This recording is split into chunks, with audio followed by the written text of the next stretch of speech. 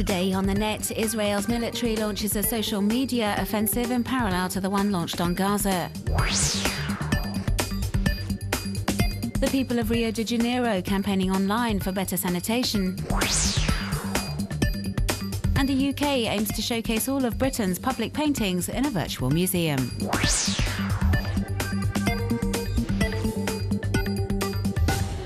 Shortly after killing the top military commander of Hamas, Ahmad al-Jabari, in an aerial attack on Gaza, the Israel Defense Forces took to social networks celebrating the assassination of this leading figure of the Islamist movement.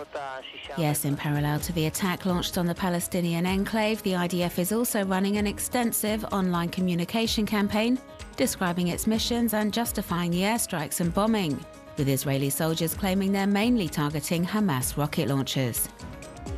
Countless messages illustrated with images like these ones explain the danger the rocket launchers pose to civilians in Israel. Web users are encouraged to share the posts on Twitter and Facebook if they agree that Israel has the right to defend itself. Hamas has also joined the online battle to win over public opinion. Its military branch has posted to Twitter condemning the impact Israel's attacks have on the civilian population, detailing its own military operations and even responding to some of the tweets posted by the Israeli army. So, with both sides embroiled in a war of words and pictures on social media, web users are describing how the situation is affecting them. Israeli bloggers talk about how terror reigns in the south of the country, and Palestinian netizens relate the IDF's intensive airstrikes on the Gaza Strip.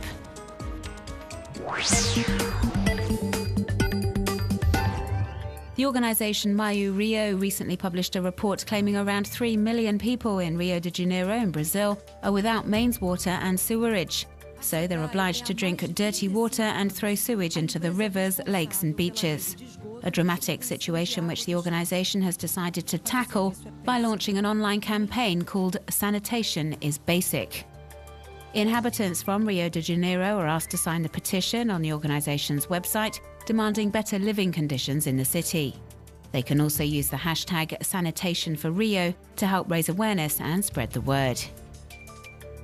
But Maio Rio is not alone in the online campaigning to improve sanitation in Rio. A citizen initiative has also been launched on the web highlighting the situation at São Conrado Beach and calling upon the local authorities to modernise, amongst other things, a particularly out-of-date sewage system. Members have been posting photos and videos on their blogs or to Facebook in a bid to raise public awareness of the urgency of the situation and the pressing need to deal with the problem. And this isn't an isolated case, far from it, as we can see in this footage filmed around Guanabara Bay. We see wastewater dumped directly into the ocean. It's an unacceptable situation for locals, who also say it's one of the sites chosen to host some of the Olympic events when Brazil hosts the Games in 2016. And they hope the authorities will have tackled the problem by then.